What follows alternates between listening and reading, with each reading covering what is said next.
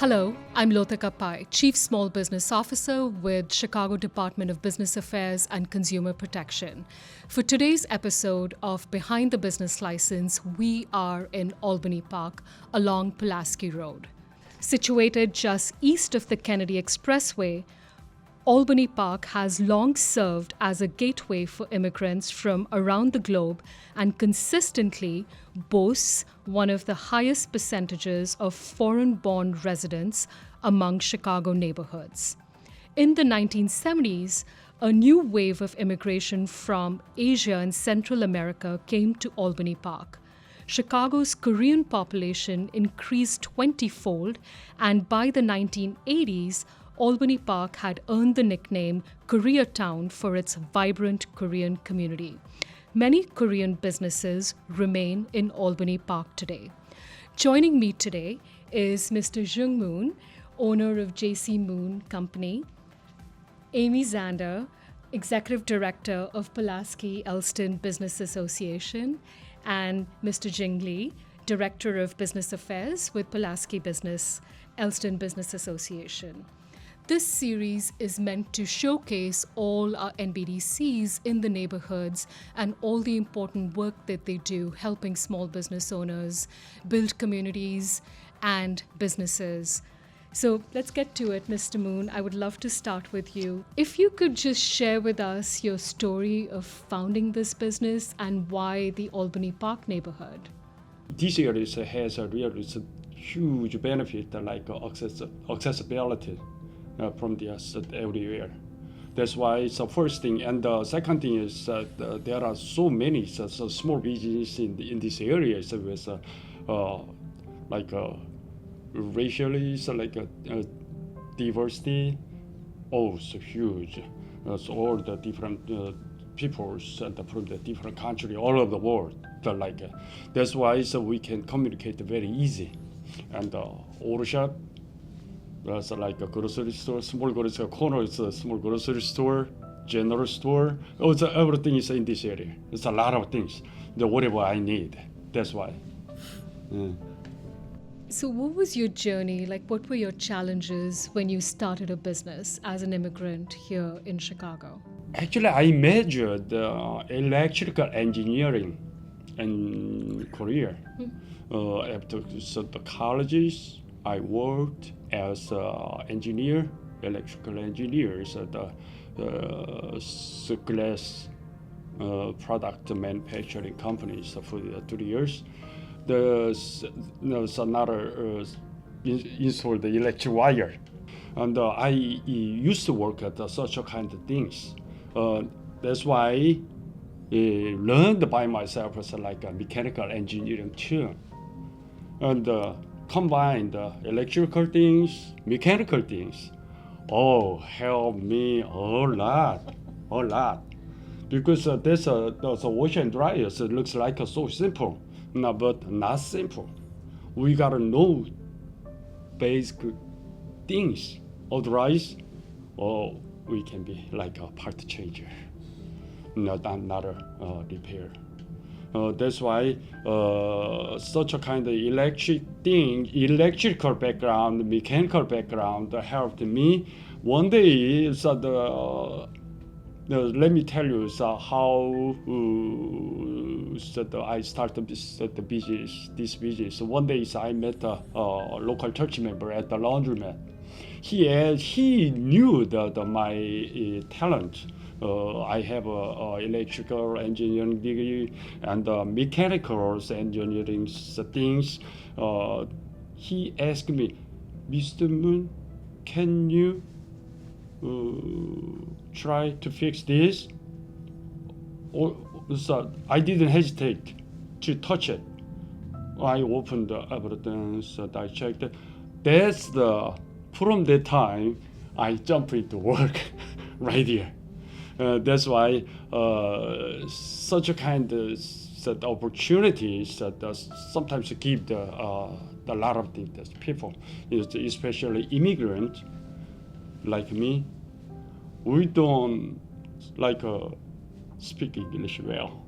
Even we don't know that the society, communities, that the peoples we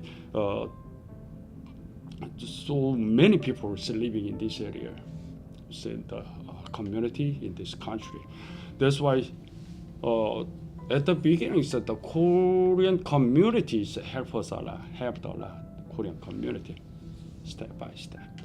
Thank you for sharing that. I think what you highlighted for us is so important because there's so many steps that you have to take to get to the top of what you're doing. From our conversation earlier, you had mentioned that you not only provide service in the greater Chicagoland area, but you get calls from California, from Iowa, from Idaho, from Canada. So you are the expert when it comes to laundromat repairs and washing machine repairs. So it's amazing what you have built and the expertise that you have and this beautiful industry that you have kind of started from scratch, and the help that you provide as well in your community. And I think it's important for us to remember that it takes a lot to build a business. It takes a lot of people's involvement, and it really, really helps when we have organizations like yours, Amie, that can provide that kind of support to small businesses, hyper-local support to businesses in the communities that they are. So I would love for you to kind of share with us the work that you do in Albany Park. And I know you have 2 grants from the city, which is the place-based generalist and the cultural specialist. So tell us a little bit more about how you leverage that to help small businesses in Albany Park. So we are here as an MBDC to assist with any kind of City of Chicago issues, permits, licensing.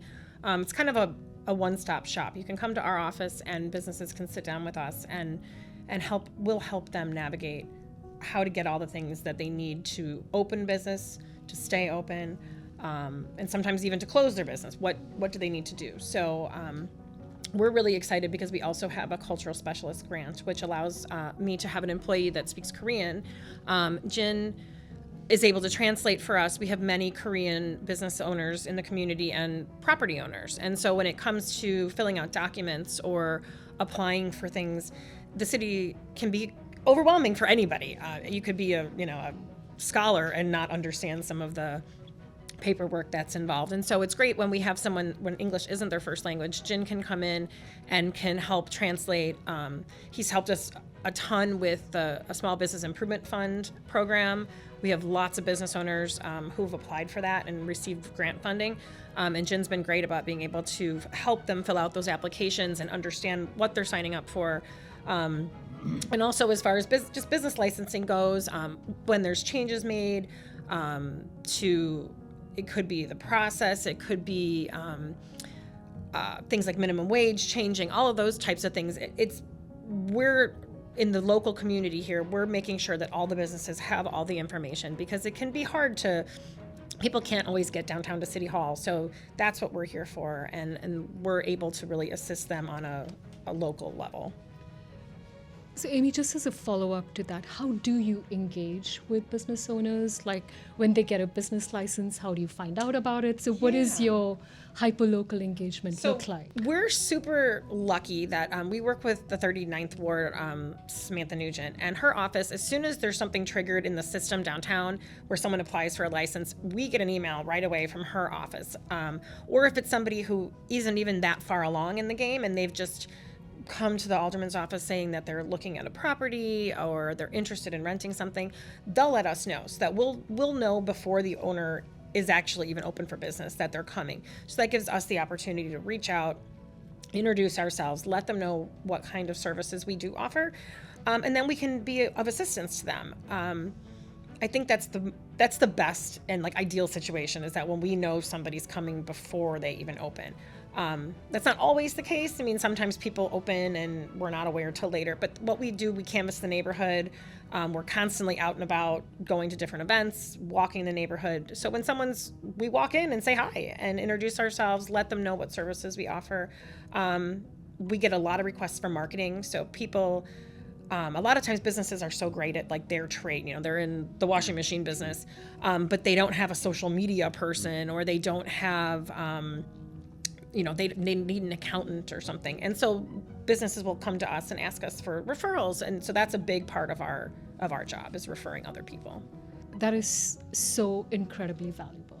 I feel like exactly what you said, business owners really know what they're doing when they're working in their business, but sometimes they need help and hand-holding when they're working on their business. Yeah, that can be tricky for business owners to navigate all the extra stuff, and especially when it comes to like licensing. Like, people know that they need a license, or they need a certain kind of sign permit, but how do I figure that out? And so they can come to us, and we can help them walk through that.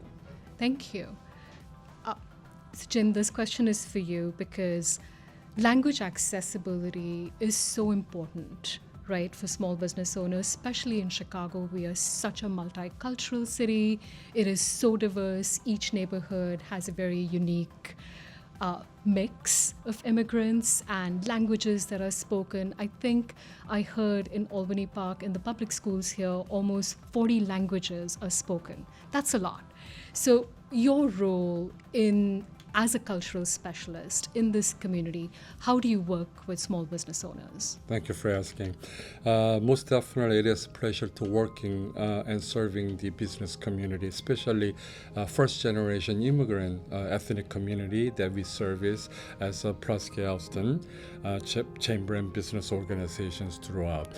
I think City of Chicago is doing a fantastic job having a partnership with the local chamber business organization to help and assist many small mom and pop business owners who especially have language barriers and also the cultural differences too. And that's a big, huge challenge, and that's what we are there for. Because who will know the best helping the business owners? That most definitely local chamber business organizations, and that's where we are here to service them. And I think that's a very unique for City of Chicago, especially PACP is working with the partnership with our local agencies to help support and servicing the business community. I think it's really important, the work that you're doing. So thank you for everything that you do. Amie, small businesses are so important for maintaining cultural heritage in neighborhoods as well. So when you look at the diversity in Albany Park, from where you sit, you've been doing this work since 2005 in economic development. That's a long time. So what are some common challenges that you see small business owners are facing in your community? So here in the neighborhood, we have it is so diverse. So that it's a blessing, and it can be a hindrance in some ways, because we have so many different languages that are spoken. So getting neighbors together, letting people know what they're, what each other are doing. So that can be tricky sometimes. So we try to kind of bridge that barrier so that we can introduce businesses to other businesses so that they can know each other. We see issues with, since the pandemic, just people having less staff, hiring needs, that kind of thing. So we do see a lot of that in the neighborhood. Vacant storefronts that need to be fixed up. Again, a lot of it was pandemic driven. And so we're still rebounding from that in the community. It's really a positive thing that people love our neighborhood, because it's so close to the Kennedy. It's diverse. It has beautiful homes. We have great schools. So it's a great place to set up a business. So that's my favorite part about our neighborhood. And I love my job, and it's different every single day. And every business that I talk to has something different going on. It could be, again, something with licensing. It could be something as small as, I need a new dumpster. Where do I go? Things like that. So I love that I get to do something different every day and talk to all sorts of people. It's great. Also, just want to mention Amie, our executive director, has doing a fantastic job because she knows the community, business community, so they come to our organization for the services. And especially, we have some few programs, like including SSA too, that benefiting many local small businesses as well, such as security camera program, and then sometimes like SBIF program that she mentioned. When we have the programs in our community, plus Lawrence Pulaski TIF programs, then we let our business community know what programs that we have and they can able to apply, and we assist them with the form itself too. Absolutely, and I think that the work that you're doing as an SSA is incredibly important. So, so Mr. Moon, like one last question for you, and then we're going to wrap this up. Is you access the SPIF grant, which is the Small Business Improvement Fund grant you mentioned back in 2014. How did you use that? Like, these are resources that the city makes available to small business owners to do more, right? For facade improvements, to make permanent changes to their infrastructure. So how did you utilize the city's funds? Okay, so let me tell you the first things. When I came into this area, at the time, City of Chicago let us know what is here. There's a SBIF. Okay, so I and my wife is a lottery applied, and we wait just a lottery, and we won get it 2014, and we use that fund for the exterior. Interiors I did myself, but exterior top coating and fence, parking lot, window replacement. Any visible area I beautify first and improved a lot of things. I really appreciate that. Once again. And after that, all of the neighbors said, "Thank you, Mr. Moon." Don't say thank you. So City of Chicago. That's why we have a waiting list. We have a big list here. We spend every dime that we get because it's really a herd mentality. One person fixes up their building and everyone's like, "Oh, how did you do that?" And then you spread the word, "Oh, I use SPIF from the city." And then the next business is like, "I want my building to look great too." It's been so helpful for us. So it's a wonderful program, and we every year go through our money quickly. So we're very grateful that we have it.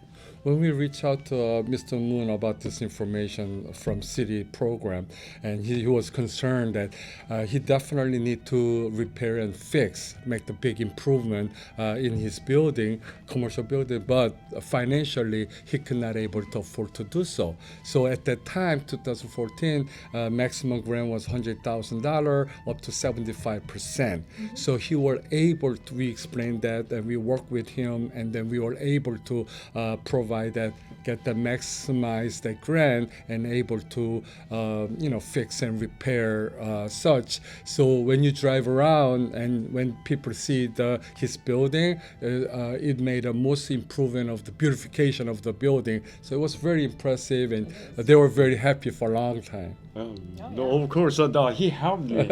We worked together. Yeah. And he pointed specific to using the fund and for this, for that, for this. So that's why I followed him actually. And finally, our jobs with the City of Chicago Fund made us a lot of people happy and like a brighter, like very organized in this area. Oh, that's so great to hear. I'm so grateful that you were able to access city funds and you've put them to such great use, and then also to the NBDC that you were able to help him access these funds. And I think it makes difference in neighborhoods when we have beautiful storefronts, we have facade improvements. I think it improves communities. So it's really great job. Happy. It makes everybody happy. So really, really great job. One last question, and then one for you, Mr. Moon, and then Amie. Mr. Moon, what does having a City of Chicago business license represent to you? So when I come into the city of the Chicago area, I have a lot of experience with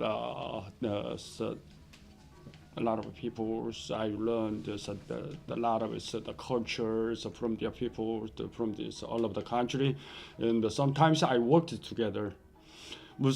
Sometimes we cannot communicate. Now, but when we see the eyes, we understand that little by little, and that's why we build up the relationships. And I used to work right here.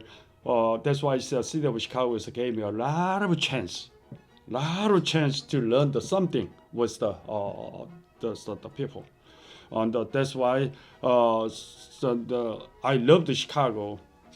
I love to be part of the Chicago. That's why I say so I want to stay over here doing business as long as I can do. Just we need knowledge and passion, effort, and persistence. And that things makes a huge things, makes a huge difference. I'm doing this business over 30 years. Now, when I retrieve all the memory, was of course not easy. That definitely not easy. No, but such a kind of things that makes a big difference. And like me, today I'm here. Anybody want? They gotta dream their future. They want to achieve such a kind of things. Why not? Try, jump into work. No, but we need the mind. Very, very important. Mind is very important. So improve the neighborhood, improve myself, improve the society and the nations, something like that. We want to be part of this country, the part of the city of Chicago. Oh, wow. Thank you. That was extremely moving. And I love how you framed it that, yes, it's an opportunity that you accessed and you built something from it, but it's all these little steps that you've taken, the perseverance, the grit, the patience, everything that it takes to build a business. I think people just see successes, they see the pinnacle of success, and they forget all the little steps that small business owners take to get there. So thank you for everything. We really appreciate it, and it was amazing to hear it from your own words on how you have progressed and grown this company. We are grateful to have you in our great city. So thank you for that. Yeah. And Amie, from your perspective as an NBDC and being so embedded in this community, what does it mean to you when you see a business in your neighborhood get a business license or you help them get a business license? It's so exciting. It's the start of something new. And it's so cool from my perspective to see someone have an idea and then open up their business and to be successful and to watch as the years go by and become a great business in our neighborhood. It's so exciting. Like, I love that I get to do that and that I know these people. It's just exciting as a resident of Chicago. When you see a new business open up and then it's there in 10 years or 20 years, it's just so cool to see that. And so I love that I get to be a part of that every day. Thank you. Thank you so much. Mr. Moon, Ms. Lee, and Amie, thank you very much for your time today and speaking with us about, what's behind the business license. We really appreciate your insights and your comments. And as always, you can get more information by visiting our website at chicago.gov/BACP and watching this episode on youtube.com/ChicagoBACP. Our guests will always have valuable information to share, so please join us the next time on Behind the Business License.